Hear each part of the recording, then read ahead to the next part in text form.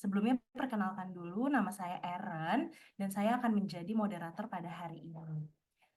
Nah, oke, baik. Untuk materi pertama, kita akan masuk uh, ke materi yang akan dibawakan oleh Miss Aulia. Sebelumnya kita sapa bareng-bareng dulu kali ya Miss Aulianya. Selamat siang Miss Aulia. Halo, selamat siang Kak Eren. Oke, gimana kabarnya Kak? Alhamdulillah baik, semoga kabar baik juga dimanapun parents berada dan Kak Eren juga.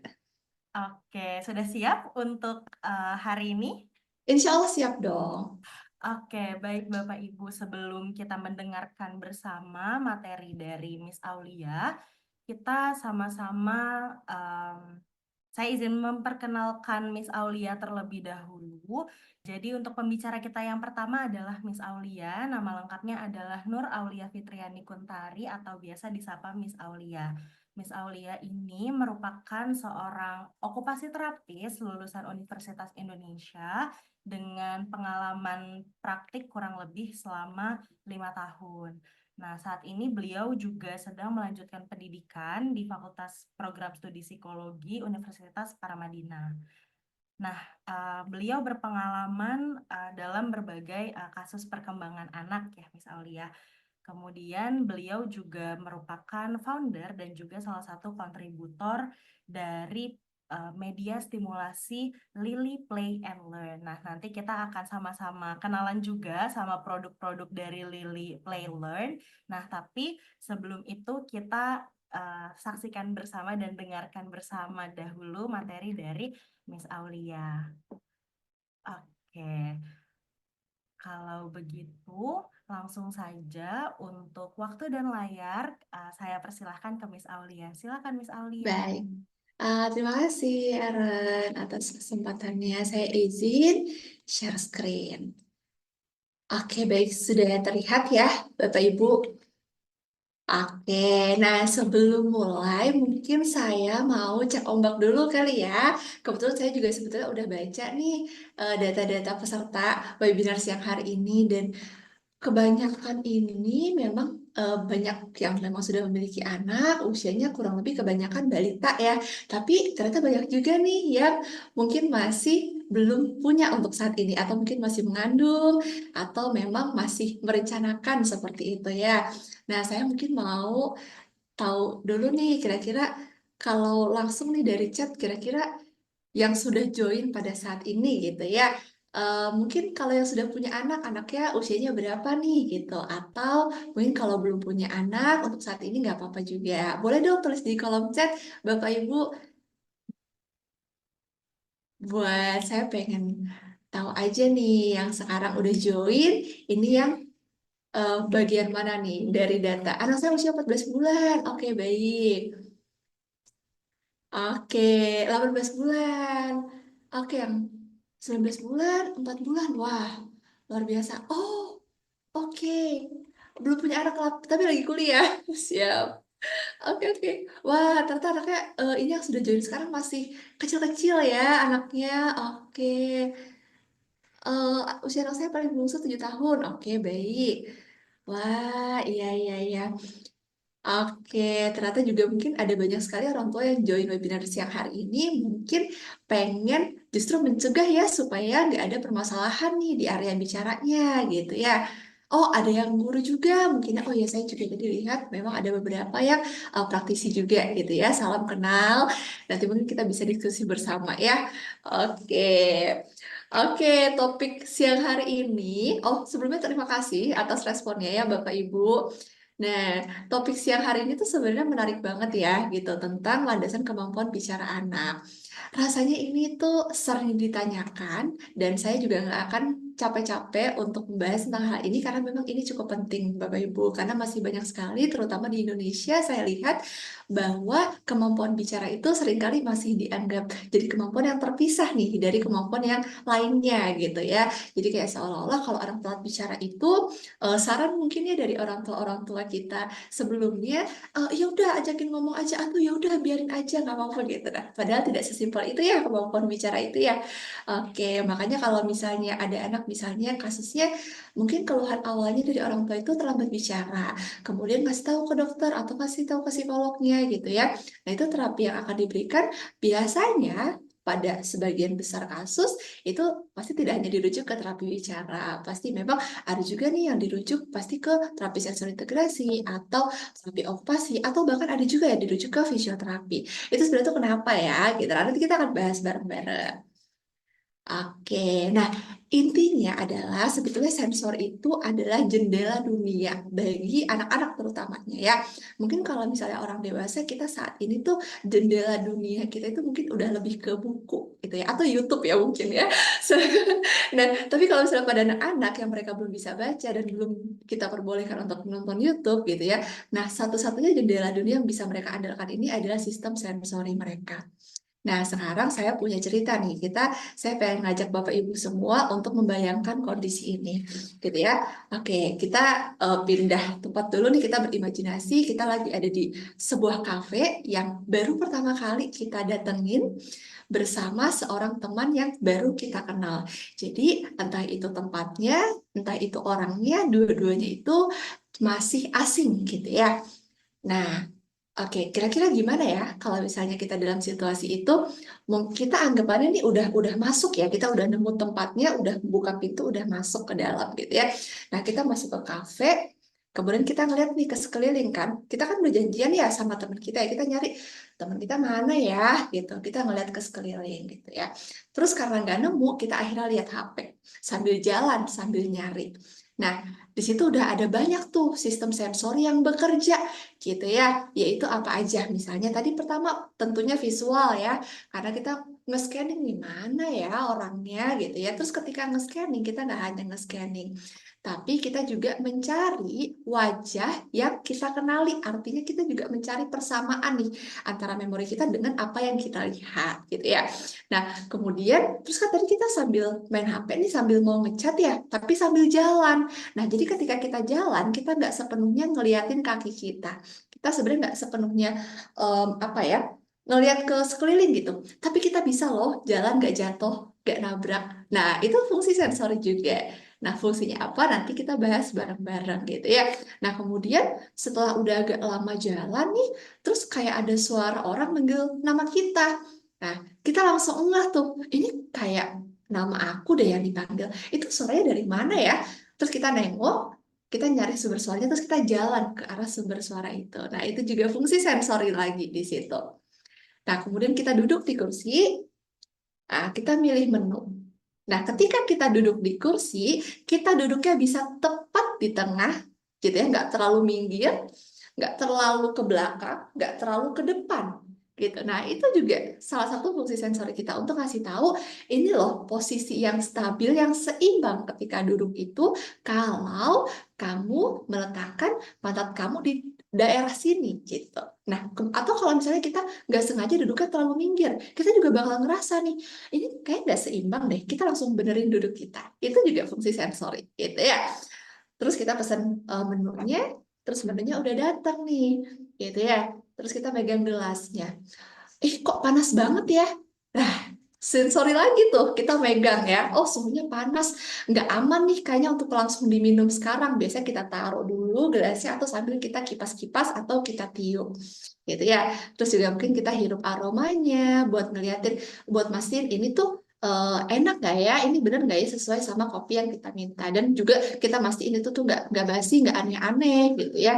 Nah, terus kita bincang sama teman kita, gitu ya. Nah, ketika kita berbincang, nah itu kan kalau di suasana kafe itu ada banyak ya suara-suara lain sebetulnya.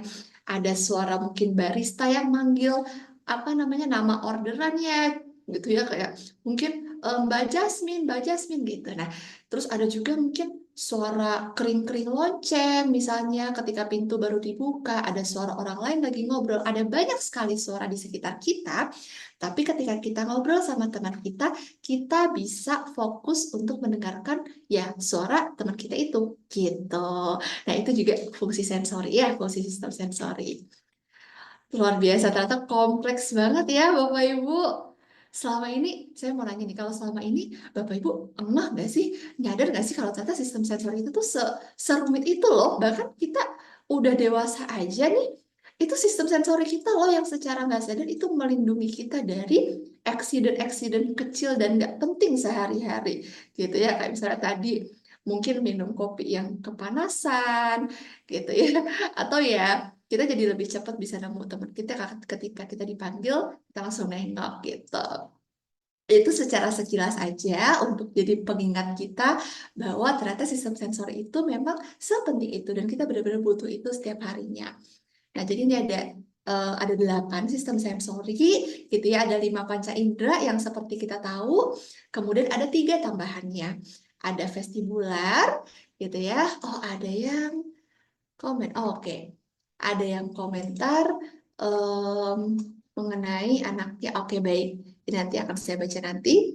Nah, jadi ada 3 tambahannya sistem sensori. Yang pertama itu ada vestibular, gitu ya, atau yang berkaitan dengan pergerakan kepala, mengasih tahu kita sense tentang keseimbangan tubuh kita, gitu ya. Nah, kemudian juga proprioseptif, kesadaran gerak sendi dan otot. Dan yang ketiga ada juga interoceptif, kesadaran sensasi internal tubuh kita. Misalnya kalau kita mau pipis, kita mau apa namanya, kita mau pup, kita lapar, kita haus. Nah, yang semacam itu. Oke, kita akan bahas satu-satu. Nah, mungkin ada banyak yang sudah lebih familiar dengan gambar segitiga ini ya. Iya nggak di Bapak Ibu? Mungkin Bapak Ibu yang rajin nih ikut webinar gitu ya dengan tema-tema yang serupa, mungkin pasti bakal sering banget dipaparkan dengan segitiga ini ya. Oke, tapi nggak apa-apa karena memang ini adalah basis kita semua, kita bersama ya. Kita biar nggak lupa-lupa gitu ya bahwa ini adalah piramida belajar.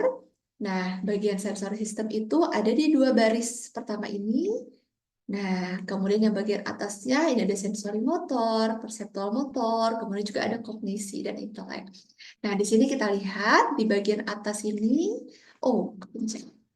Nah, ini ada bagian auditory language skill gitu. Nah, jadi ini berkaitan dengan kemampuan berbahasa gitu ya dan juga apa namanya? Mendengarkan kemudian merespon gitu ya. Nah, jadi komunikasi 2 arah gitu ya. Nah, ini letaknya masih agak di atas nih, jauh sekali dari sistem sensori ini gitu ya. Dan sistem sensori itu letaknya lebih di bawah. Artinya apa? Artinya memang sistem sensor ini menjadi landasan yang paling bawah, yang paling dasar dari kemampuan berbahasanya anak gitu ya.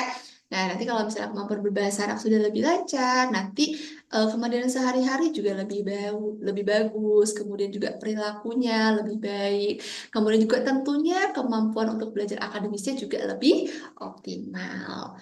Oke. Nah, sekarang kita akan mulai masuk ke satu persatu ya. Nanti mungkin saya jelaskannya dengan singkat nanti supaya kita bisa lebih banyak diskusi ketika sesi tanya jawab ya Bapak Ibu. Oke, yang paling pertama taktil atau indera peraba gitu ya, sentuhan gitu ya. Nah, ini sebenarnya fungsi itu yang paling utama adalah gimana anak bisa beradaptasi dengan lingkungannya. Karena anak-anak itu yang pertama kali mereka akan mereka rasakan itu tuh dari teksturnya kayak seperti bayi itu kan, bayi kalau lahir itu penglihatannya masih buram, pendengarannya juga belum langsung 100%, tapi indera perabanya itu sudah langsung 100%. Jadi sejak anak lahir ke dunia pertama kali pun indera peraba ini sudah jadi satu satu sensasi yang itu tuh mereka jadikan panduan untuk merasakan dunia ini, apakah dunia ini aman atau enggak. Kalau tekstur kulit ini kayak tekstur mama nih yang biasanya gendong aku pas aku lagi minum susu gitu ya. Oh, aku aman berarti. Tapi ini kok kalau misalnya ada tekstur yang agak beda, misalnya tekstur karpet nih, kok nggak ada kulit mama ya? Kayak aku ngerasa nggak aman deh. Nah, seperti itu ya. Nah, ini nanti fungsinya itu ya bagaimana anak bisa sentuhan fisik dengan orang lain gitu ya. Kemudian juga bisa mau explore benda di sekitarnya. Kemudian juga tentunya adaptasi terhadap makanan. Nah, adaptasi terhadap makanan ini itu juga dipengaruhi dari sistem sensori taktil ya, Bapak Ibu. Karena kalau misalnya nih anak itu dia akan menganggap sesuatu hal aman ketika dia sudah berani pegang dulu nih dengan tangannya. Gitu ya, dia pegang dengan tangannya, ini teksturnya aman, dia sudah terbiasa dengan tekstur itu, gitu ya. Nah, itu lebih besar kemungkinannya dia untuk mau memasukkannya ke dalam mulut. Dalam hal ini makanan, gitu ya. Nah, kalau misalnya dia belum pernah megang benda itu sama sekali, tentu dia akan lebih ketakutan untuk, oh, suara saya kecil. Em, oke, oke, baik. Mungkin untuk Bapak Ibu yang lain, apakah suara saya kecil juga? Oke, nanti bisa sambil tulis di kolom komentar ya, kolom chat. Oke, nah, jadi kalau misalnya nih, baik, terima kasih atas responnya. Oke, jadi kalau misalnya nih, anak tiba-tiba kita kasih suatu makanan yang dia itu belum pernah ngerasain secara langsung gitu ya dengan tangannya, itu pasti dia bakal lebih takut buat masukin ke dalam mulutnya gitu, karena dia nggak ada waktu untuk explore. Makanya kenapa kalau misalnya kita mau mulai MTASI ya, misalnya sebelum 6 bulan gitu, nah itu sebaiknya mulai usia 4 bulan, itu kita mulai kenalin anak dengan berbagai bahan makanan nih, tapi bukan untuk dimakan, untuk dipegang-pegang dulu aja nggak apa-apa gitu ya. Misalnya mainin mainin beras basah, mainin kulit-kulit buah gitu ya, itu nggak apa-apa. Atau misalnya ya buah-buah yang bisa dibenyak-benyak gitu, nah itu nggak apa-apa, fungsinya supaya anak lebih terbiasa dengan berbagai macam tekstur, biar dia nggak takut nanti ketika mau masukin makanan yang baru ke dalam mulutnya gitu. Nah, ini penting juga ya, gitu ya, fungsi sistem sensori taktil ini. Karena kalau anak semakin banyak nih bisa masuk makanan, itu nanti akan pengaruh juga nih gitu ya ke bagian oral motornya dia. Nanti kalau oral motornya lebih baik juga artikulasinya nanti juga lebih jelas gitu ya. Nah, ini kalau udah ke oral motor artikulasi udah ranahnya terapis bicara gitu ya. Nah, tapi ini di bagian sensornya itu bisa amat sangat menunjang kemampuan tersebut gitu. Karena ya kalau misalnya anak makannya cuma mau itu aja, itu kan mulutnya jadinya kurang ya gitu ya untuk mengunyah berbagai macam tekstur atau juga ketebalan atau juga apa namanya ya, kealotan. Kealotan maksudnya semacam daging dan yang lain-lain gitu ya. Oke, nah jadi stimulasi taktil ya bisa ya dengan segala macam benda yang bertekstur, intinya sih benda yang bertekstur gitu ya, bisa pakai kain, bisa pakai cat, bisa pakai tadi misalnya buah-buahan gitu ya, kulit buah, kemudian kalau misalnya ada rumput gitu ya, kita bisa ajak anak juga jalan nyeker di rumput, pasir-pasiran dan yang lain-lain gitu.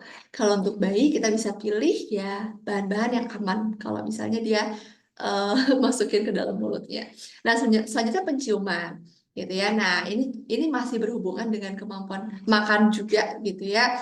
Nah, jadi gimana nih anak mempersepsikan wangi atau bau lingkungannya gitu ya, menghindari ancaman misalnya gitu. Kemudian suka atau nggak suka pada makanan gitu ya.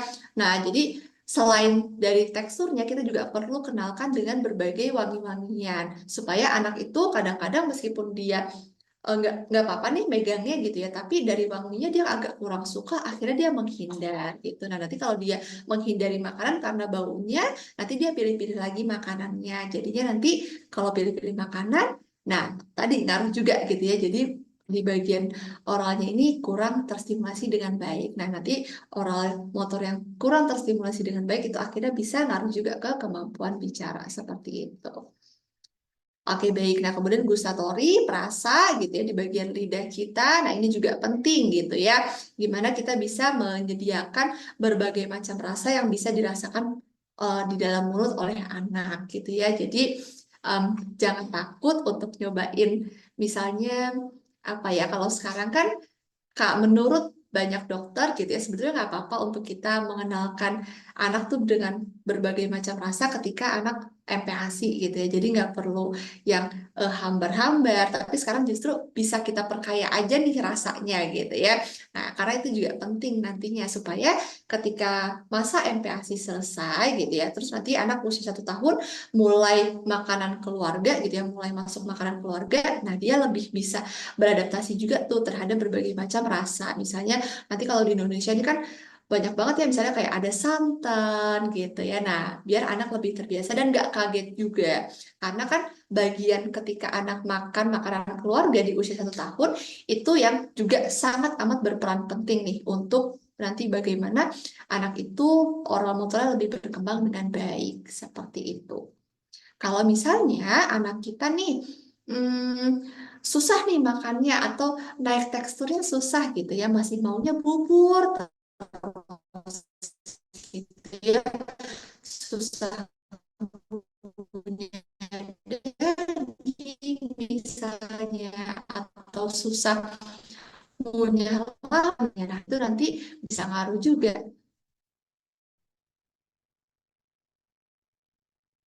Hmm.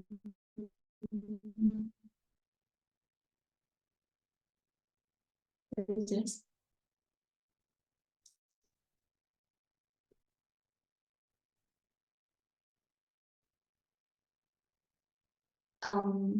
halo, kayaknya saya agak Halo, putus. Apakah sekarang sudah lancar lagi? halo Miss Aulia.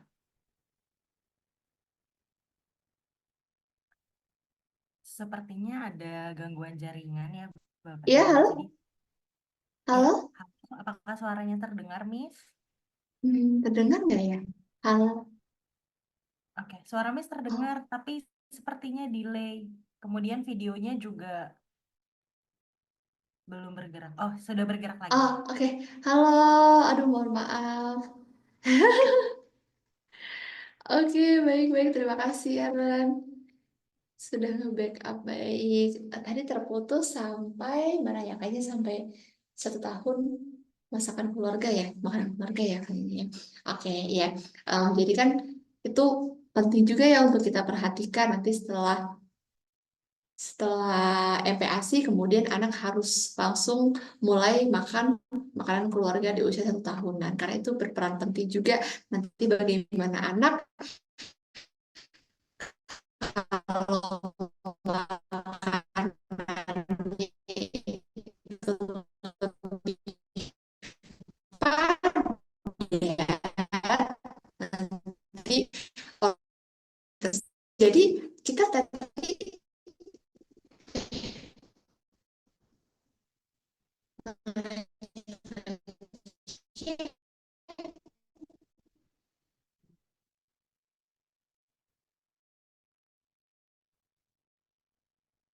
hmm,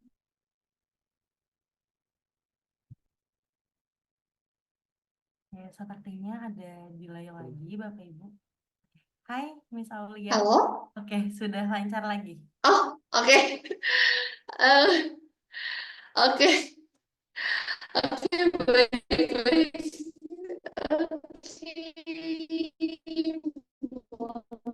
Maaf, semoga sudah lebih jelas sekarang. Oke,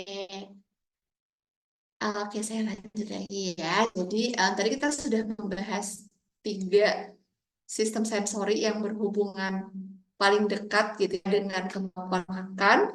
Nah, jadi kita bisa tahu ya dari 3 aspek itu aja itu udah penting banget nih untuk bahasa anak. Karena berbicara terutamanya ya bukan berbahasa, bagaimana dia bisa mengeluarkan kata-kata gitu ya, misalnya dengan jelas berkaitan dengan artikulasi dan sebagainya, itu sangat amat dipengaruhi dari bagaimana itu anak mau makan dan juga variasi makanan yang anak mau terima gitu ya. Anak mau punya, anak mau telan, seperti itu. Nah, oke, ini hubungan yang pertama. Jadi tadi 3 aspek tersebut berhubungan langsung dengan kemampuan makan anak, gitu ya. Nah, kemudian jadi kalau untuk stimulasi penciuman dan juga perasa, kalau penciuman kita bisa stimulasi nih dengan menggunakan essential oil gitu ya, misalnya pakai fresh care atau misalnya minyak kayu putih ya buat menghirup-hirup aja. Atau sebenarnya kalau buah-buahan kan ada juga ya yang beraroma, misalnya kayak jeruk gitu ya. Terus juga mungkin kalau durian terlalu ekstrim ya itu mungkin nanti dulu aja. Tapi mungkin essential oil aman gitu ya. Nah, atau mungkin parfum-parfum gitu ya. Tapi nggak usah disemprot, mungkin bagian ujungnya aja gitu. Jadi supaya anak lebih terbiasa mencium berbagai macam em, wangi dan bau gitu ya. Oke. Nah, kemudian Nah, selanjutnya kita mulai ngebahas ke yang area gerakan-gerakan nih. Yang pertama yaitu vestibular nih, atau keseimbangan. Dan itu bagaimana anak bisa merasakan perubahan posisi kepalanya. Jadi intinya dari vestibular itu adalah hal tersebut. Jadi bagaimana misalnya nih, ketika anak lagi jalan gitu ya, kemudian dia itu ternyata jalannya licin, agak kepleset gitu ya. Nah, biasa kalau kita agak kepleset itu kan kita kayak gini ya. Nah, ini kepalanya agak maju nih. Nah, ketika kepala itu sudah bergerak maju, pokoknya nggak ada di tengah garis tubuh lagi. Nah, ini si vestibular ngasih tahu nih ke otak, ini kita kayak mau jatuh, ini kita nggak seimbang ini gitu. Nah, akhirnya kita membuat satu gerakan preventif atau gerakan yang akan melindungi diri kita. Misalnya apa? Misalnya kita pegangan ke benda yang ada di terdekat kita gitu ya, atau kita misalnya rentangin tangan, atau mungkin kita jongkok gitu misalnya, apapun itu gitu ya, respon yang paling mungkin kita lakukan. Nah, kurang lebih seperti itu. Nah, ini fungsinya juga untuk menyesuaikan kecepatan gerak tubuh. Misalnya nih, ketika anak udah di atas 2 tahun, udah lancar jalan, udah lancar lari gitu. Nah, tapi mereka tetap perlu nih bisa mengontrol dan mengatur kapan sih mereka tuh perlu atau memang dibolehkan untuk gerak cepat nih, misalnya lari cepat, kapan mereka perlu jalan aja pelan-pelan, misalnya ketika dalam rumah gitu. Nah, kemudian juga ini penting juga untuk adaptasi terhadap berbagai posisi tubuh ketika misalnya di tempat tinggi atau di tempat berputar. Nah, ini pengaruhnya apa? Vestibular itu pengaruhnya ke ketahanan aktivitas gitu ya. Nah, balik lagi.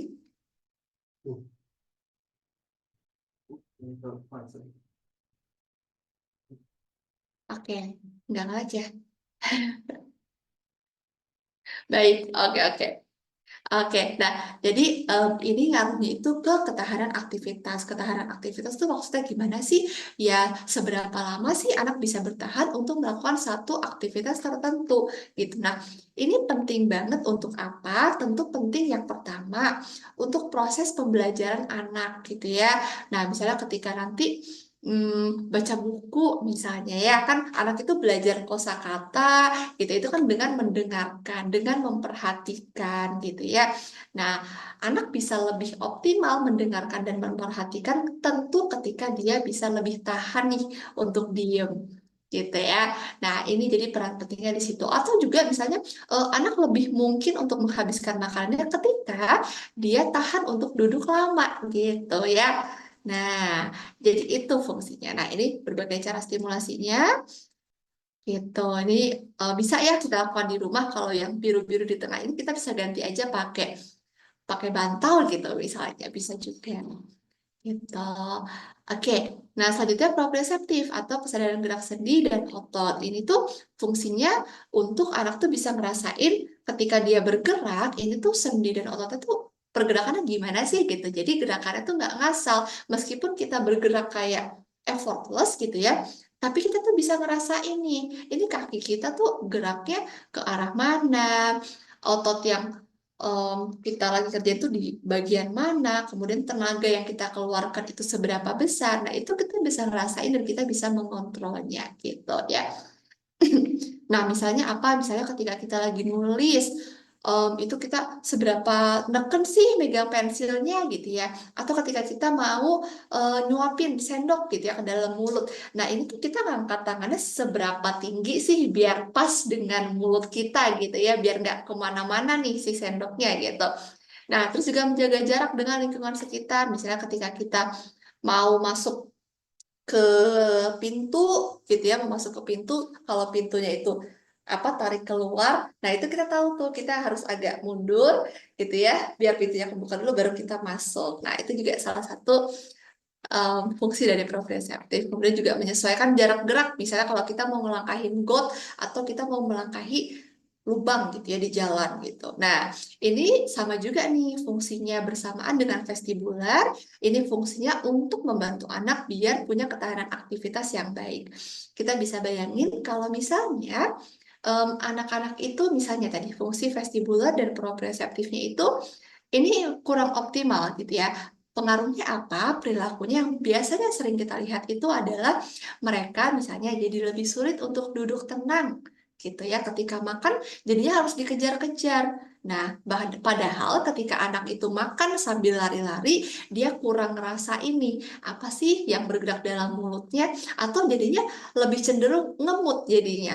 Bahkan gak dikunyah gitu ya, jadi diemut aja sampai lembek, akhirnya ditelan. Nah, padahal kan balik lagi tadi tuh, untuk mendukung kemampuan berbicara itu, anak perlu mengunyah gitu. Nah, jadi pengaruhnya arahnya bisa ke arah situ gitu ya. Kemudian juga nanti misalnya kalau anak tuh nggak bisa diam. Nah, jadinya kan anak itu bakal apa namanya sulit memperhatikan. Misalnya ketika kita mau bacain buku cerita, kan kita tahu ya kata dokter, kata psikolog itu penting banget nih untuk bacain buku cerita ke anak sejak kecil. Nah ini tapi kalau anaknya kemana-mana gimana ya Mies gitu.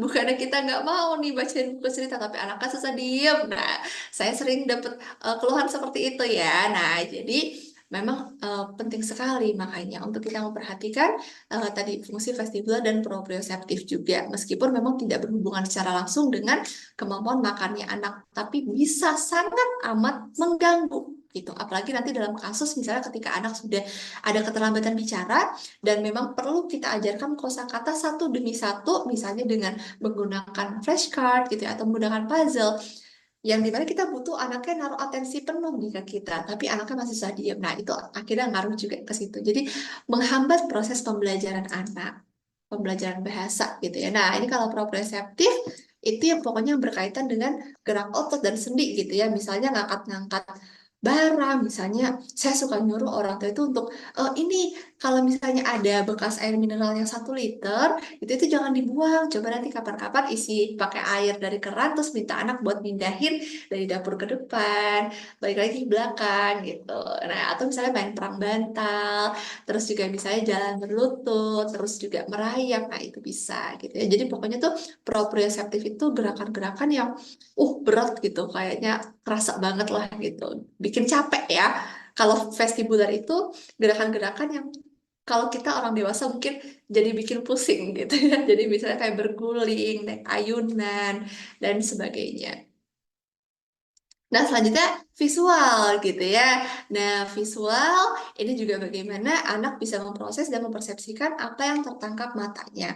Jadi visual ini berbeda gitu ya dengan kemampuan melihat. Jadi banyak gitu ya, banyak sekali anak-anak yang tentu tidak ada permasalahan di organ matanya, akan tetapi apa yang tertangkap oleh organ matanya tidak terproses dengan baik gitu ya. Akhirnya kalau apa yang dilihatnya itu tidak terproses dengan baik, jadi responnya terhadap apa yang dia lihat pun nggak sesuai gitu. Nah, misalnya apa nih? Misalnya contoh nih, kan fungsinya itu menyaring mana yang paling penting dilihat saat ini.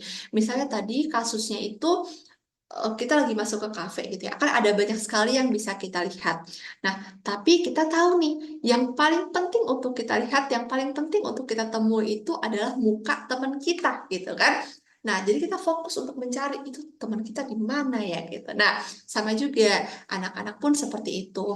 Kalau misalnya lagi proses pembelajaran misalnya, banyak benda di sekitarnya, ya dia aware dengan keberadaan benda tersebut, tapi dia perlu tahu bahwa, oh saat ini kita lagi baca buku nih, saat ini kita lagi ngeliatin flashcard nih, lihatnya ke sini aja, misalnya seperti itu.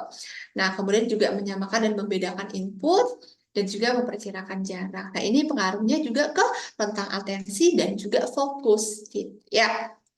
Oke, nah ini cara stimulasinya gitu ya dengan main bubble gitu ya.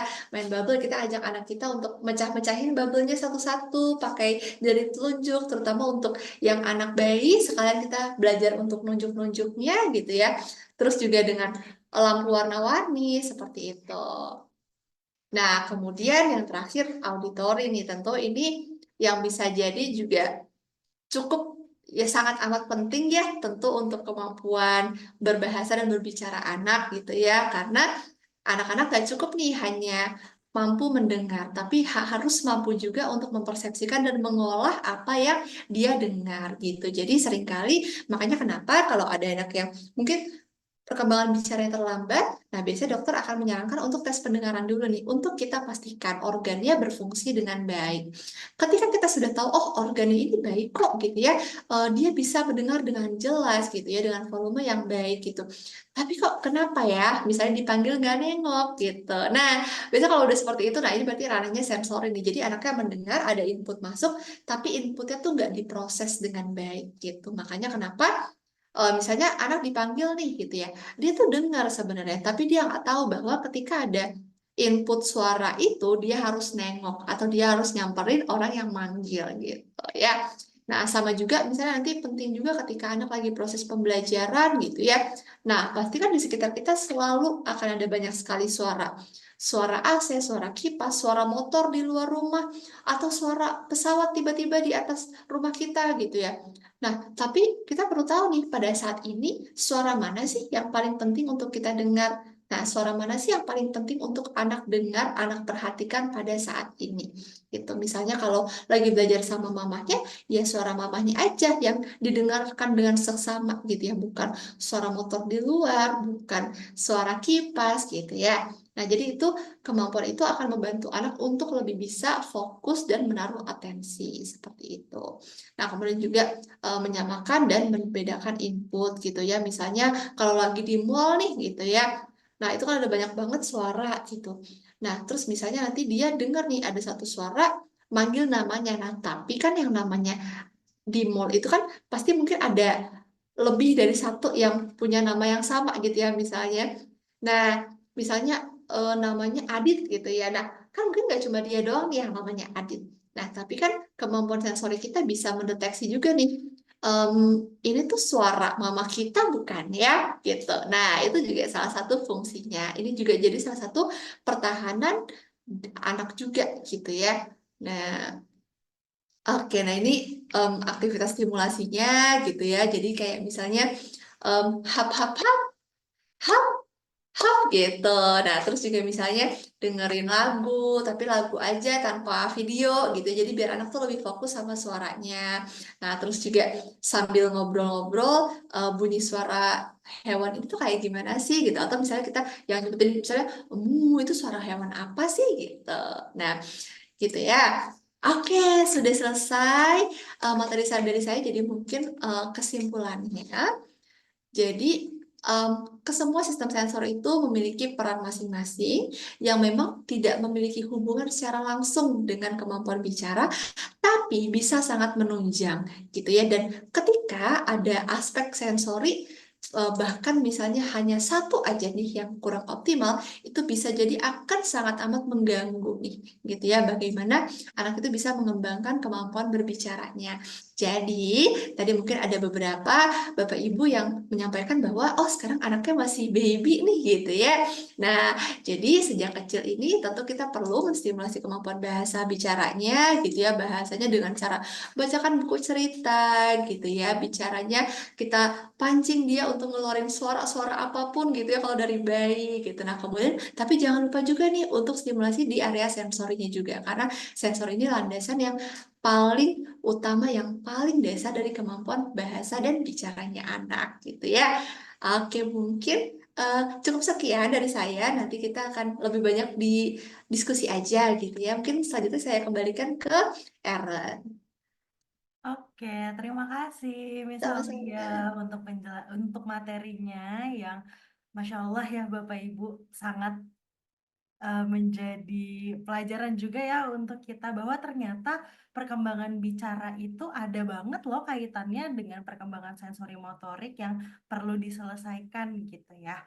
Oke, nah nanti untuk sesi tanya jawabnya, kalau Bapak Ibu eh, punya pertanyaan atau punya kasus tertentu yang ingin disampaikan, nanti ditahan dulu ya Bapak Ibu. Nanti kita akan buka sesi tanya jawab setelah pembicara kedua. Jadi nanti untuk sesi tanya jawabnya akan digabung antara Miss Aulia dan juga Miss Tari. Nah, tadi saat perkenalan dengan Miss Aulia, saya sempat sebut kalau Miss Aulia merupakan salah satu kolaborator dan juga founder dari Lily Play Learn. Nah, Lily Play Learn itu apa sih? Nah, saya mau menjelaskan melalui paparan yang akan saya presentasikan berikut. Nah, mungkin nanti setelah melihat paparannya, kalau ada hal-hal yang ingin dikonfirmasi, kita bisa buka sedikit sesi untuk menjelaskan Lily Play Learn ini ya, Miss Aulia. Oke, saya Bisa, izin bisa. share screen terlebih dahulu. Oke, apakah layar saya sudah terlihat? Oke, nah jadi Miss Aulia ini merupakan founder dan juga salah satu kolaborator dalam pembuatan media stimulasi di Lily Play Learn. Nah, kita coba sama-sama kenalan ya sama Lily Play Learn. Oke, jadi Lily Play Learn itu merupakan produk yang menciptakan produk-produk stimulasi untuk perkembangan anak. Jadi di sini ada beberapa jenis produk. Yang pertama ada flashcard ide stimulasi, kemudian ada flashcard kosakata, huruf dan angka, kemudian ada pre-writing board dan juga buku aktivitas. Kita lihat satu-satu produknya ya, Bapak Ibu. Nah, yang pertama ada flashcard simulasi sensori anak. Ini adalah flashcard atau kartu gitu ya, yang ditujukan untuk stimulasi anak usia 1 sampai 5 tahun. Fokus dari flashcard ini adalah untuk membantu stimulasi sensori dari vestibular anak, keseimbangan proprioseptif, kemudian visual, taktil, serta kontrol postural. Kemudian flashcard ini juga bisa membantu Bapak Ibu untuk mencegah dan mengatasi masalah makan, masalah adaptasi, kontak mata minim, dan juga respon panggil minim. Kemudian produk yang kedua ada flashcard stimulasi motorik halus anak seperti tadi yang sudah dijelaskan sedikit ya oleh Miss Aulia bahwa perkembangan sensori dan motorik itu sangat berperan penting gitu ya pada perkembangan bicara anak.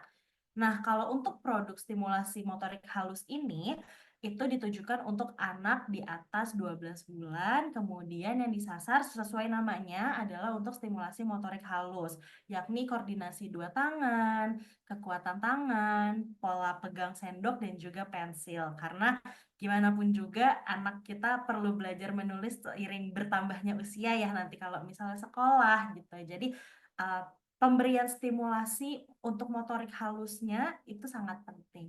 Kemudian flashcard ini juga diperlukan sebagai fondasi kemampuan menulis, kemudian kemandirian sehari-hari seperti makan, mengancing baju, mengikat tali sepatu, dan juga aktivitas motorik lainnya. Jadi di flashcard ini ada ide-ide untuk membantu Bapak Ibu mengasah atau menstimulasi motorik halus anak. Kemudian produk yang ketiga ada flashcard stimulasi anak hyperaktif. Itu ditujukan untuk anak usia lebih dari 2 tahun. Kemudian fokus dari stimulasi di dalam flashcard ini adalah untuk keseimbangan vestibular, proprioseptik, dan juga kontrol postural. Nah, ini diperlukan untuk anak yang sekiranya masih susah nih untuk diem dan untuk fokus mendengarkan instruksi gitu, atau untuk fokus mengerjakan aktivitas yang diberikan gitu ya. Oke, kemudian ada juga produk stimulasi flashcard stimulasi anak usia 2 sampai 3 tahun. Nah, ini fokusnya adalah untuk menstimulasi sensori dan motorik dengan tingkat kesulitan dan sesuai dengan perkembangan anak usia 2 sampai 3 tahun. Karena tidak bisa dipungkiri usia 2 sampai 3 tahun merupakan usia krusial juga ya Bapak Ibu untuk memberikan stimulasi perkembangan untuk anak. Nah, kalau untuk flashcard ini fungsinya adalah untuk mengoptimalkan perkembangan sensori dan motorik, kemudian mencegah keterlambatan perkembangan, dan juga mengalihkan anak dari gadget. Karena di era sekarang gadget sudah jadi suatu andalan gitu ya, tapi alangkah lebih baik untuk diterapkan pembatasan pada gadget gitu. Jadi salah satu alternatifnya adalah bermain flashcard. Oke, kemudian juga ada juga flashcard untuk stimulasi anak 3 sampai 4 tahun seperti judulnya. Jadi fokus dari aktivitas yang diberikan di dalam flashcard ini adalah untuk anak usia 3 sampai 4 tahun. Fungsinya adalah untuk mengoptimalkan perkembangan sensori dan motorik, mencegah keterlambatan perkembangan, serta sama mengalihkan anak dari gadget. Nah, tadi juga ada produk pre-writing board, di mana produk ini sudah bisa diberikan untuk anak usia lebih dari 2 tahun. Untuk apa? Untuk latihan pra-menulis. Jadi untuk bagaimana melatih pensil grip anak, bagaimana anak belajar memegang pensil, kemudian belajar untuk menggoreskan pensil gitu ya. Nah, pre-writing board ini berguna untuk memudahkan anak latihan menulis sebelum benar-benar belajar menulis gitu ya. Nah, kemudian ada juga aktivitas lain yang berkaitan dengan motorik halus, yaitu aktivitas menggunting. Di sini Lily Play Learn sudah menyediakan media-medianya gitu. Jadi Bapak Ibu tinggal menggunakan gitu. Nah, pertanyaan yang paling penting nih, Miss Aulia, kira-kira kalau misalnya ada Bapak Ibu yang tertarik nih untuk beli produk dari Lily Play Learn, kira-kira bisa pesan di manakah? Apakah bisa di e-commerce atau ada Instagramnya? Boleh, Miss Aulia? Oke, iya jadi saya lupa masukin di situnya. Jadi kamu bisa ditemui di Shopee, di TikTok Shop, dan juga di Tokopedia. Namanya sama Lily Playland aja. Jadi bisa dicari. Nanti langsung ada kok biasanya. Oke, Gitu. kira-kira produknya ready stock atau harus nunggu dulu nih, Miss Aulia? Oh enggak, kita selalu ready stock. Terus kita Wah, juga selalu bagaimana di hari itu juga. Jadi kalau Bapak Ibu pesen di hari ini gitu ya sampai jam 3 sore bakal langsung dikirim gitu. wah.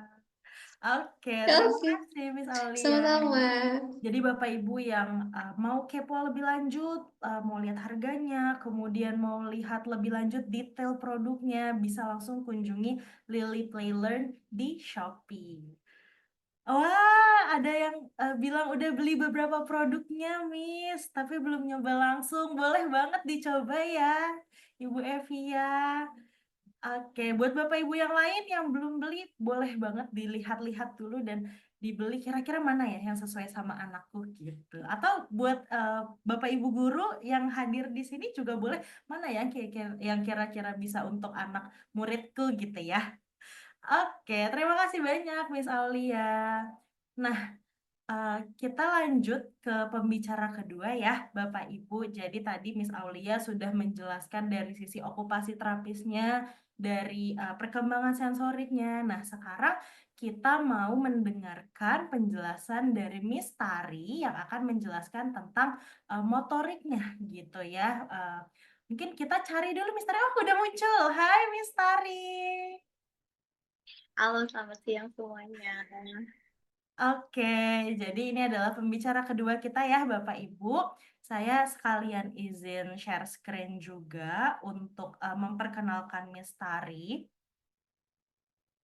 Oke, jadi Miss Tari itu nama lengkapnya adalah Utari Putri atau biasa dipanggil Miss Tari gitu. Jadi beliau adalah seorang fisioterapis. Kalau tadi Miss Aulia adalah okupasi terapis, Miss Tari ini adalah fisioterapis gitu ya. Beliau adalah lulusan dari Universitas Indonesia dan sudah berpengalaman praktik kurang lebih selama 7 tahun.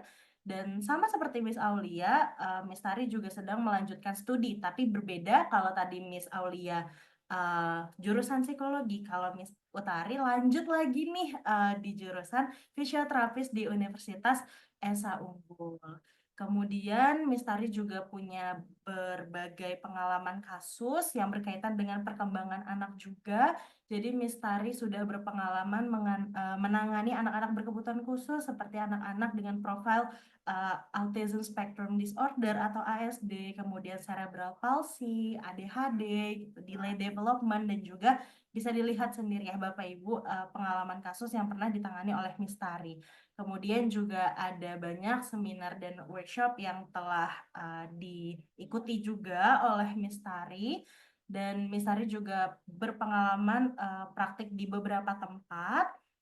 Nah, kalau sekarang Miss Tari sedang menjadi salah satu praktisi di Teman Anak Terapi Center. Nah, nanti saya akan jelaskan dan kenalkan lebih lanjut ya Bapak Ibu tentang teman anak terapi center. Oke, kita sapa dulu kali ya Miss Tarinya. Halo Miss Tari, apa kabar? Tadi aku belum nanya kabar Miss Tari. Alhamdulillah baik, Miss Erin. Oke, udah siap Miss memberikan materi hari ini? Insya Allah. Insya Allah. Oke, kalau gitu tanpa berlama-lama lagi boleh ya Bapak Ibu kita saksikan dan dengarkan bareng-bareng dan belajar lebih lanjut dari Miss Tari. Untuk itu waktu dan layar saya persilahkan ke Miss Tari. Terima kasih, Miss Erin. Em, apa layar saya sudah terlihat, Ibu Bapak semuanya? Sudah, Miss. Nah, ya, semoga internetnya juga stabil. Em, Kenalan dulu di sini ternyata banyak sekali yang mendaftar sebenarnya ada 200-an, cuma mungkin ada beberapa yang tidak masuk grup jadi tidak dapat link Zoom gitu. Terus ada beberapa yang tidak bisa hadir juga, tapi terima kasih yang udah bisa hadir tepat waktu juga dan antusias ya ikut pada webinar hari ini. Jadi, forum Kolatisi ini sebenarnya kolaborasi antar praktisi untuk menjembatani praktisi dengan orang tua atau praktisi dengan praktisi untuk kita saling berdiskusi dan saling berbagi ilmu gitu. Jadi di sini ada psikolog juga nih Mas Aaron hari ini, ada psikolog, ada terapis bicara, nanti boleh bantu kalau area pertanyaannya udah mengarah ke terapi bicara nih gitu. Ada guru juga, saya lihat juga ada yang dari Kalimantan, ada yang fisioterapis dari Palembang, ada yang dari Bali, ada yang dari Bandung. Aduh, senang sekali gitu ya. Semoga kita dapat terus bersama-sama berkolaborasi untuk Indonesia inklusi yang lebih ramah lagi. Oke, tadi sudah dikenalkan tentang saya sedikit. Saya adalah seorang fisioterapi. Nah, sebenarnya apa sih fisioterapi itu? Gitu ya. Sebentar. Oke, nah menurut Permenkes nomor 65 tahun 2015, pasal 1 ayat 2, fisioterapi itu adalah bentuk pelayanan kesehatan yang ditujukan kepada individu atau kelompok. Jadi boleh individu, boleh grup nih, untuk mengembangkan, memelihara, dan memulihkan gerak fungsi tubuh. Jadi dari preventif, promotif, edukatif, dan intervensi gitu ya, untuk memulihkan gerak dan fungsi tubuh sepanjang rentang kehidupan dengan menggunakan penanganan secara manual. Itu menggunakan tangan gitu ya, beberapa latihan gitu, peningkatan gerak dan juga ada peralatan. Nah, fisioterapi itu sebenarnya peminatannya ada banyak, ada neurologi kayak misalnya kasusnya stroke seperti itu ya, anak-anak cerebral palsy itu termasuknya neurologi juga. Kemudian ada geriatri, itu terkait dengan lansia. Kemudian kesehatan wanita ini nanti kaitannya sama ibu hamil, apa namanya dysmenorrhea pada wanita gitu ya, pada mens kayak gitu, nyeri pada mens gitu. Kemudian ada fisioterapi kardiovaskular, misalnya post op operasi jantung atau apa namanya ketahanan, endurance, kemudian penurunan berat badan. Nah ini berkaitan nih. Kemudian ada fisioterapi ortopedi dan muskuloskeletal itu terkait misalnya kayak patah tulang. Sebenarnya peminatannya ada banyak. Nah, tapi saya pribadi karena dari dulu memang di awal itu banyak banget ngalaminnya kasusnya pediatri. Jadi kira-kira itu tentang fisioterapi. Oke. Selanjutnya kita mau main games dulu. Saya mau tanya sedikit tentang gambar ini.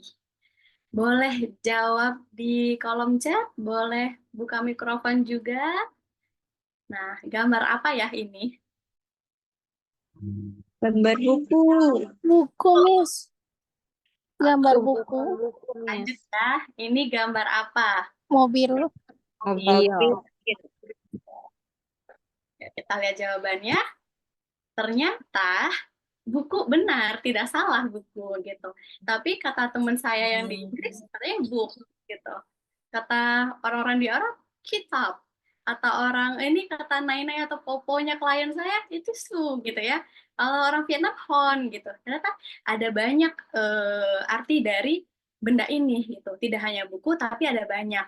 Nah, kita lanjut lagi. Mobil, sama.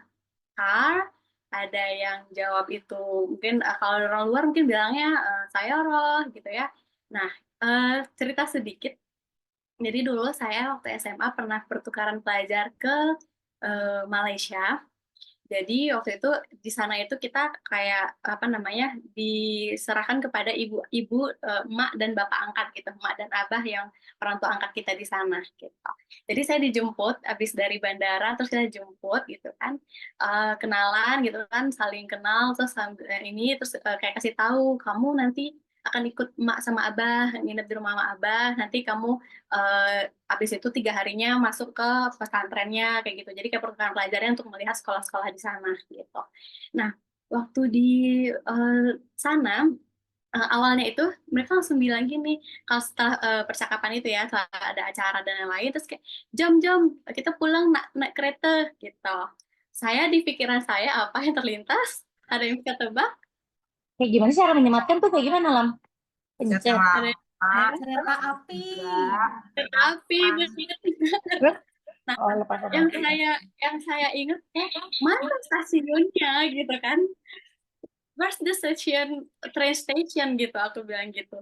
Wah, ternyata kereta itu kereta katanya. Beliau pun menunjuk ke arah mobil. Nah, eh, berarti ada perbedaan nih antara pemahaman saya dengan pemahaman ibu angkat saya tadi gitu kan.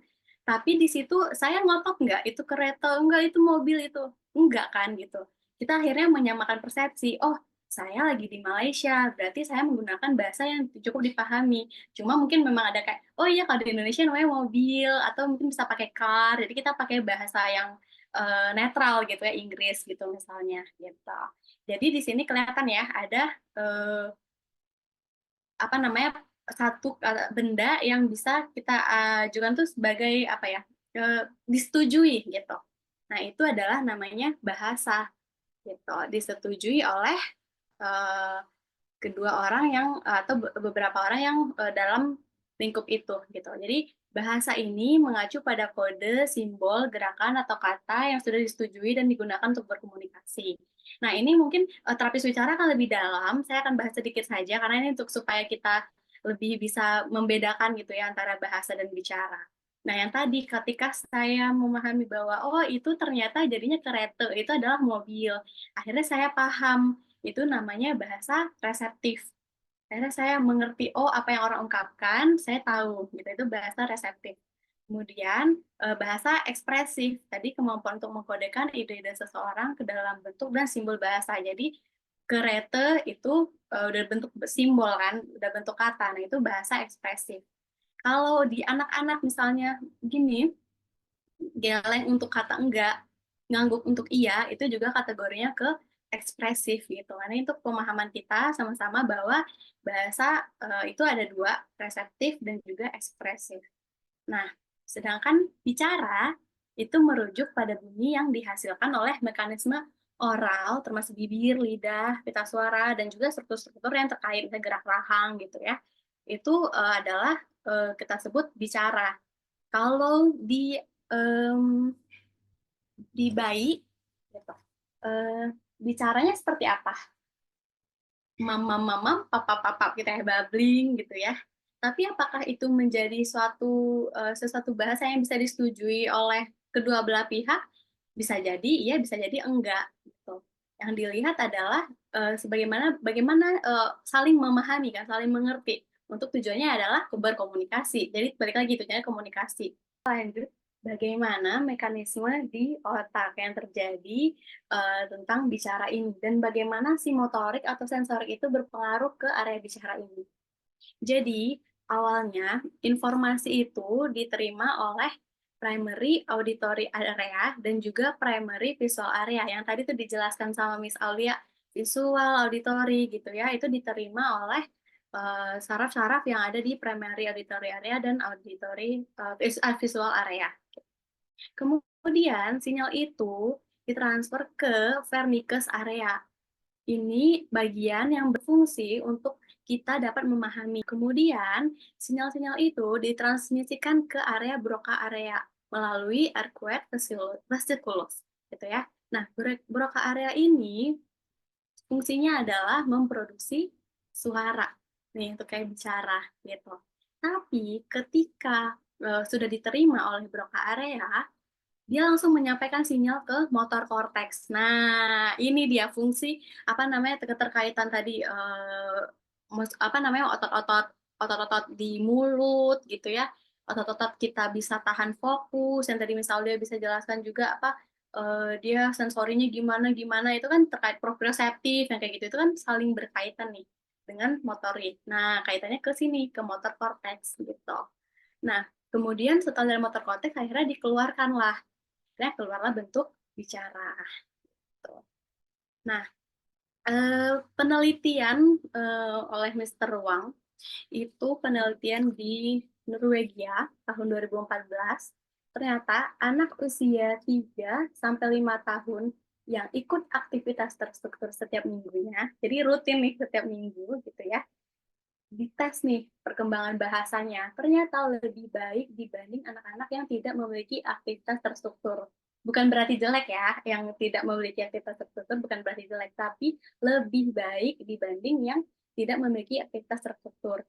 Jadi kalau ada kegiatan yang rutin, misalnya tiap hari Sabtu ke playground, taman, kemana, berenang, apa-apa gitu, itu jauh lebih baik perkembangan bahasanya dibanding dengan anak-anak yang tidak memiliki aktivitas terstruktur. Tapi, walaupun anak tidak memiliki aktivitas terstruktur, tapi dia aktif dan apa namanya mau bergerak gitu ya, mau melakukan aktivitas bermain gitu ya, itu juga berdampak positif kepada penilaian bahasa. Nah, ini kelihatan nih bahwa ada dampaknya nih dari aktivitas fisik, kemudian keaktifan mereka dalam setiap kegiatan di setiap minggunya gitu ya, itu berdampak pada perkembangan bahasa. Tuh.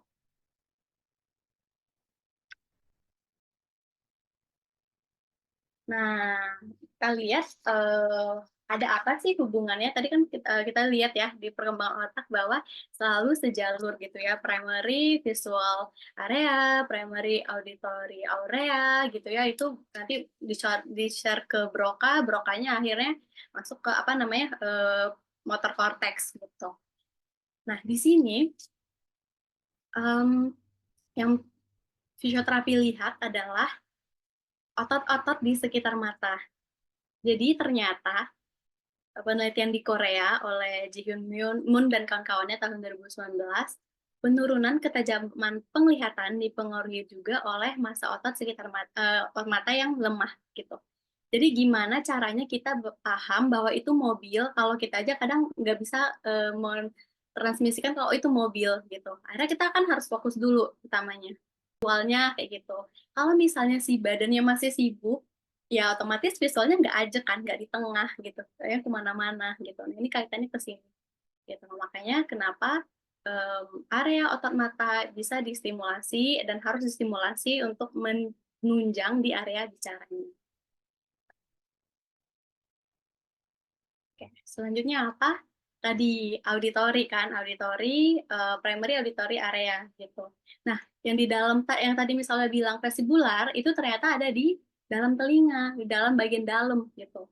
Ini yang mengatur area vestibular tadi gitu. Kalau yang misalnya bilang kayak misalnya nih anaknya aktif gitu, oh masih suka main ayunan, masih suka jungkir balik, masih suka manjat-manjat, masih suka lari kencang gitu ya, kayak nyari-nyari sensasi vestibular gitu ya. Itulah yang menyebabkan dia tidak bisa menangkap informasi dengan utuh. Gitu. Nah, penelitian di Adamovic Kajana tahun 2015 ternyata ada korelasi signifikan antara tingkat kematangan indera vestibular dan keseimbangan pada saat lahir dengan kemampuan keseimbangan dan bicara pada anak usia dini. Nah, ini kenapa nih gitu? Ternyata dalam kandungan itu perlu distimulasi.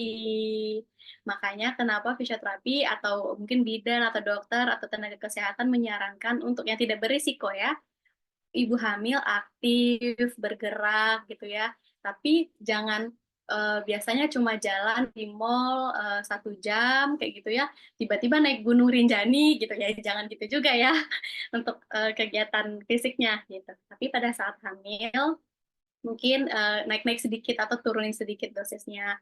Bisa dikonsultasikan ke fisioterapi kesehatan wanita tadi atau bidan atau dokter dan melalui apa aksesornya dari dokter Objin kayak gitu. Kalau dokter Objinnya sudah oke, maka kita kasih latihan boleh gitu. Berapa dosisnya nanti disesuaikan dengan masing-masing individu. Jadi stimulasinya dari sini. Karena kompleks ya vestibular ini. Gitu. Nah ini nanti berpengaruhnya kemana? Ke bicara, ke fokus.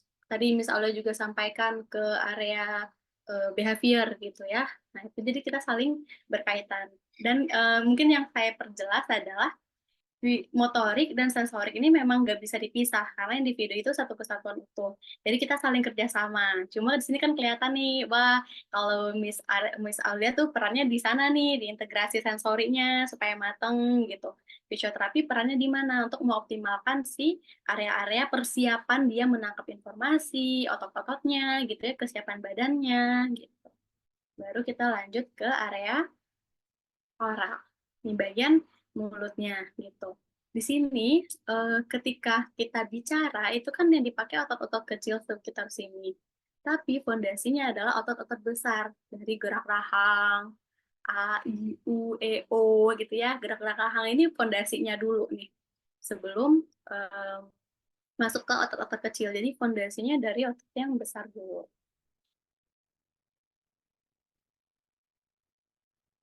Nah, ternyata ada kaitan nih antara auditori visual tadi ya dari mata sama telinga berkaitan dengan artikulasi. Jadi kalau misalnya mata sama telinganya bagus, nangkap informasinya bagus, kemudian diprosesnya juga bagus, yang keluarnya juga bagus. Tapi kalau ada something nih antara auditori visualnya gitu ya, mungkin tadi sibuk ya, masih sibuk, matanya masih gerak ke sana ke sini gitu ya.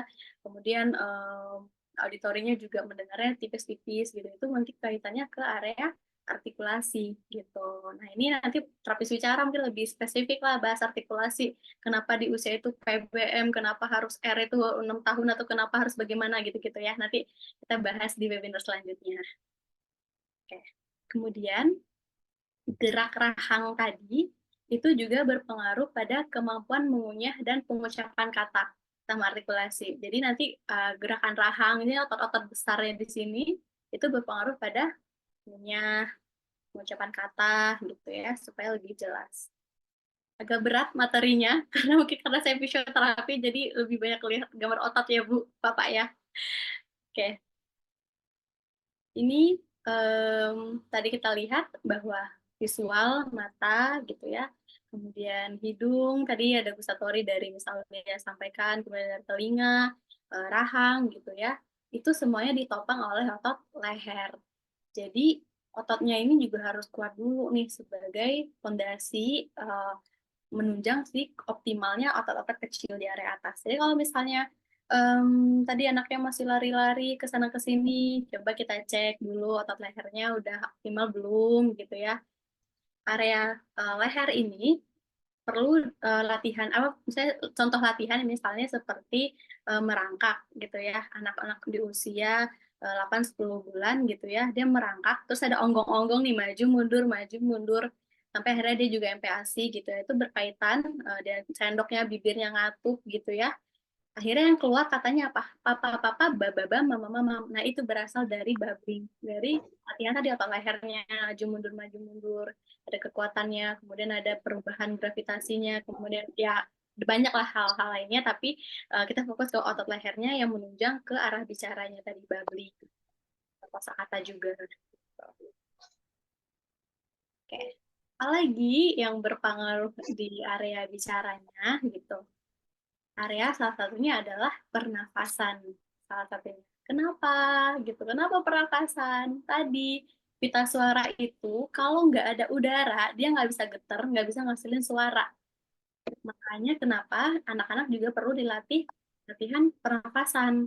Kenapa anak-anak perlu dilatihan kardiorespirasi supaya lebih optimal, supaya pita suaranya bisa bergetar dengan maksimal, dengan optimal gitu. Nah, ini nanti ya banyak pengaruhnya lah dari genetiknya iya, dari apanya iya, cuma kan stimulasi juga sebaiknya kita bisa memberikan yang optimal. Baik, kita masuk bagaimana cara stimulasinya. Kalau tadi saya mungkin nggak banyak bahas tentang dalam kandungannya, tapi kurang lebih seperti itu, ibunya aktif gitu ya sesuai dengan kapasitas individu masing-masing gitu ya. Kemudian pas sudah lahir, apa stimulasinya? posisi tidur, posisi main, posisi ranjang, kalau bisa itu selalu diganti-ganti. Kalau misalnya saat ini nih, misalnya pintunya kan sebelah kiri nih yang ada kursinya, ada mamanya itu. Nah, ketika orang masuk datang atau ketika mamanya datang, dia kan dapat informasinya dari auditori kanan, gitu, dari telinga kanan. Nanti diganti di kepalanya mungkin sebelah sini supaya dia dapat dari sisi kiri atau diputar lagi gitu. Jadi supaya seimbang antara telinga kiri dan telinga kanan. Ototnya aktif juga. Coba kalau misalnya ada suara pasti kita kan noleh kan, set gitu. Nah, yang aktif kan otot yang mana nih gitu. Pasti salah satunya lebih kontraksi, yang satunya lebih relaksasi gitu ya. Akan lebih yang mana nih yang akan aktif gitu.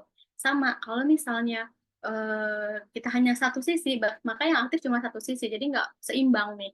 Sedangkan otak kita butuh stimulasi yang seimbang, simetris gitu. Cara dua-duanya. Kemudian apa?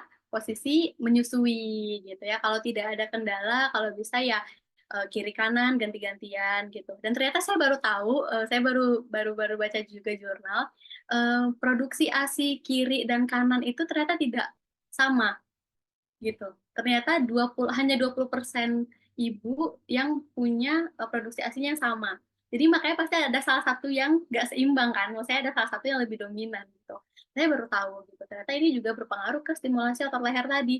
Dan olehnya ke kanan aja atau ke kanannya lebih banyak dibanding ke kirinya gitu. Apalagi kita Indonesia yang cenderungnya kiri ya, yang megang kepalanya di kiri gitu kan. Nah itu juga berpengaruh ternyata. Gimana caranya? Ya mungkin bayinya yang diputar terus dikasih bantal gitu di rahim gitu supaya tetap optimal sisi kiri dan kanan. Oke. Bagaimana lagi stimulasinya? Tadi indera-inderanya ditopang oleh otot leher. Otot leher ini bisa dilatih dari kecil tuh tummy time. Kalau misalnya dari bayi, sebenarnya kalau tidak ada resiko dan DSA-nya mengizinkan, itu boleh dari ini di apa namanya di dada ibu, di dada ayah gitu ya, sambil dengar detak jantung ibunya, dengar detak jantung ayahnya gitu ya. Posisi kepalanya leher ke kanan, nanti ganti ke kiri gitu. Nah itu sebenarnya udah boleh distimulasi dari lahir. Tapi nanti ketika sudah 4 bulan itu harusnya udah lebih tegak ya. Nah, penelitian menunjukkan kalau dilatih 3-4 kali dalam total 30 menit dalam sehari, itu berdampak pada kemampuan motoriknya. Gitu. Jadi ngefek nih kemana-mana, ke tangannya, ke kakinya gitu ya. Itu nanti penopang penunjang nulis, penopang untuk bicara. Gitu. Tidak boleh pas tidur kalau tummy time. Kalau tidur kalau bisa jangan tengkurap gitu ya, resiko seeds-nya tinggi gitu ya. Kemudian tidak boleh kalau habis makan gitu, mungkin 30-1 jam setelah makan baru boleh latihan tummy time dalam keadaan tenang gitu. Kalau lagi kolik atau lagi sakit boleh nggak? Tentu tidak boleh ya.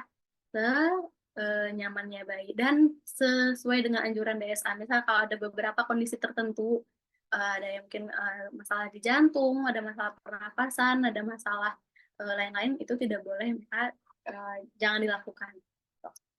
Kemudian bagaimana lagi cara menstimulasinya? Nah, ini bisa pakai high intensity carb.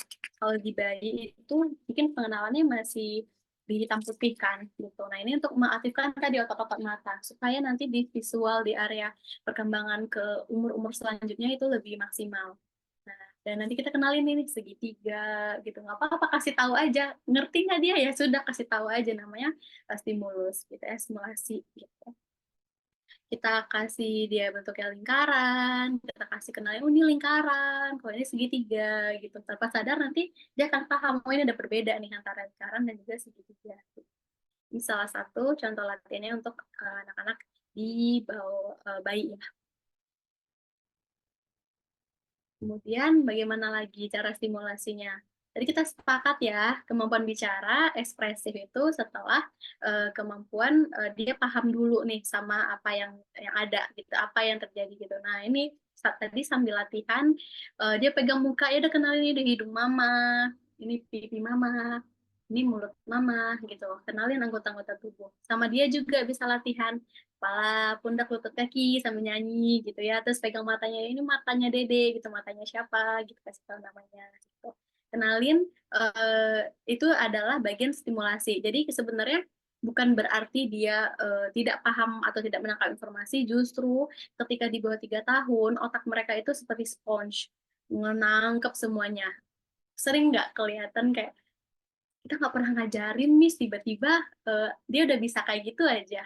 Ternyata dia lihat nih, dari tingkah laku orang tuanya, tiba-tiba, apa namanya, ada yang mau cerita boleh, ya conscious mind gitu ya, gitu. Nah, kemudian di area ini juga 3 tahun ke bawah itu belum ada namanya nanti 2-3 tahun lah pruning, pengguguran sinap.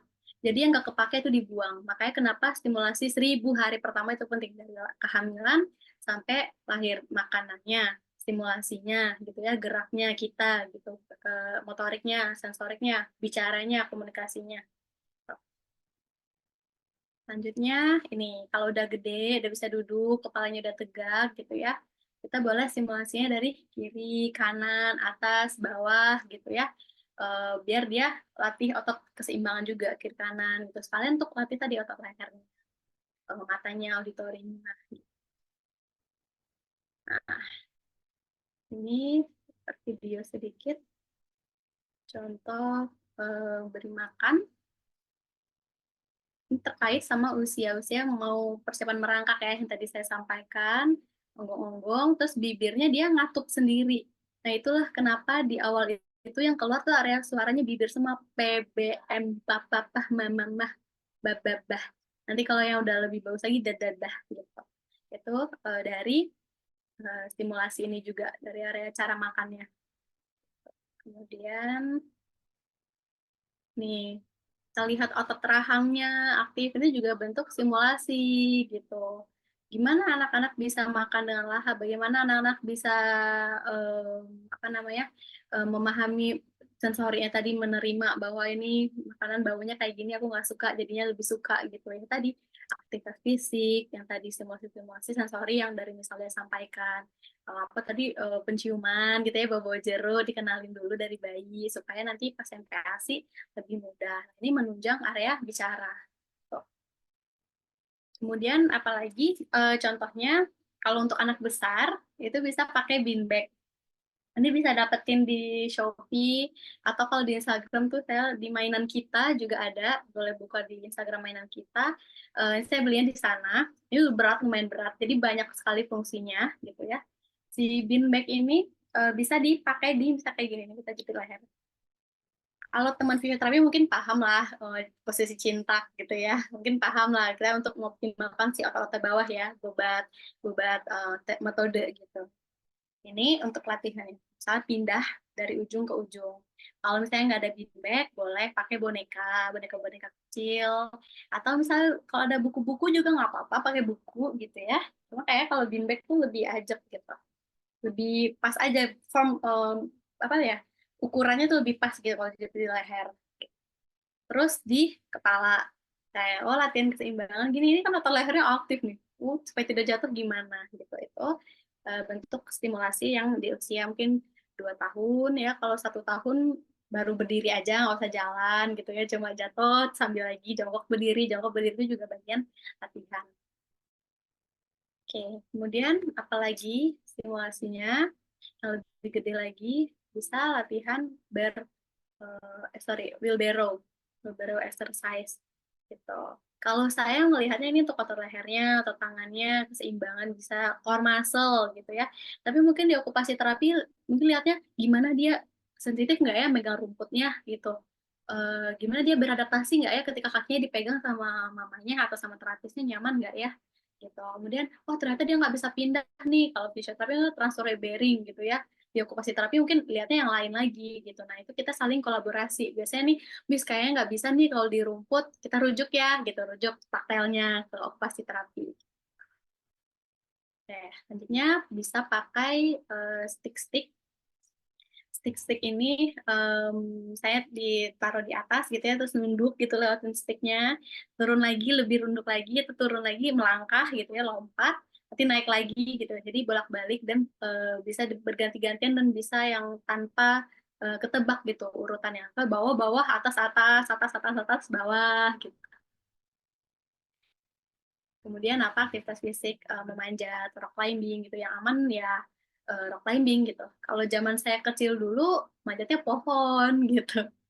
Karena dulu kita kayaknya nggak terlalu ini ya gitu. Kalau sekarang kan ya mungkin ada beberapa orang tua yang protektif, ada yang enggak gitu ya, lebih amannya pakai ini. Tapi gimana cara ngelihatnya?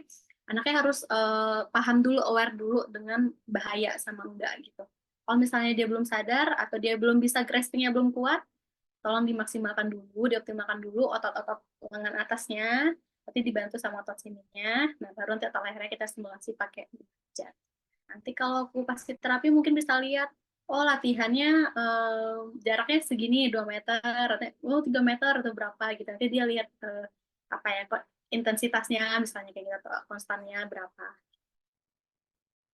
Terus ada latihan, nah ini untuk stimulasi kardionya. Kalau yang mudahnya pakai fluid yang nempel dulu. Tadi juga misalnya bilang pakai bubble, selain nunjuk-nunjuk bisa juga latihan kardionya ditiup gitu ya. Ini lebih susah lagi pakai botolnya yang besar gitu. Bubble-nya banyak terus ditiup lagi. Bagus banget tuh otot mulutnya ya, otot lehernya, otot dadanya gitu. Itu bentuk stimulasi kardiorespirasi. Kemudian ini juga unik nih, seru. Saya sering memberikan ini pada klien-klien, pada murid-murid ya, untuk stimulasi. Jadi si gelasnya itu berisi air penuh, nanti pakai bola pingpong atau pakai bola-bola yang plastik gitu ya, ditiup. Jadi bolanya harus pindah nih dari botol ke botol. Gitu. Ini bagus untuk kardiorespirasinya. Aktivitas fisik tadi kita sepakat bahwa di awal jurnal sudah banyak mengatakan bahwa aktivitas fisik yang teratur dan rutin setiap minggu itu berdampak pada kemampuan pemahaman bahasa. Nah, yang aktivitas fisik ringan sedang bisa jalan kaki, berlari, playground gitu ya, dan lain sebagainya. Kalau yang fisik sedang berat, maksudnya udah olahraga. Renang ini paling bagus. Renang ini semua stimulusnya dapat. Vestibularnya dapat, motoriknya dapat, sensorinya dapat, nafasnya dapat, tenangnya dapat gitu ya, relaksasinya dapat gitu. Itu bagus banget kalau renang. Tapi dengan catatan ya tidak ada kondisi tertentu ya gitu. Saling apa namanya, kalau ada kondisi tertentu bisa konsultasi dulu sama dokternya. Kemudian bola, soccer gitu, skateboard, mau main tenis boleh, mau main bareng-bareng sama teman boleh gitu ya. Itu gimnastik gitu misalnya. Itu buat aktivitas sedang berat itu untuk di usia 3 sampai 5 tahun. Kalau bisa rutin jadwalkan tiap minggu. Saya Selasa janjian sama temennya Selasa sore, yuk kita main di mana? Tiap Selasa sore rutin gitu. Nah, sebenarnya kalau tadi kan cuma 1 kali seminggu, itu aja udah berdampak. Apalagi kalau disarankan 3 kali selama seminggu gitu ya, dalam waktu 60 menit gitu. Atau 150 sampai 180 menit setiap minggunya lah totalnya. Gitu. Atau 60 menit setiap sesinya. Kita sejam gitu, kita main di luar, gitu ya, jalan, apa gitu yang ringan.